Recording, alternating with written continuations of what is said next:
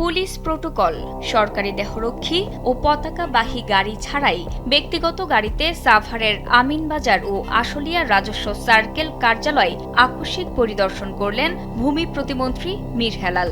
এ সময় কর্মকর্তা কর্মচারীদের অনুপস্থিতি, সেবা কার্যক্রমে দীর্ঘসূত্রতা, সার্ভার জটিলতা এবং প্রশাসনিক নানা অনিয়মের চিত্র তার নজরে আসে।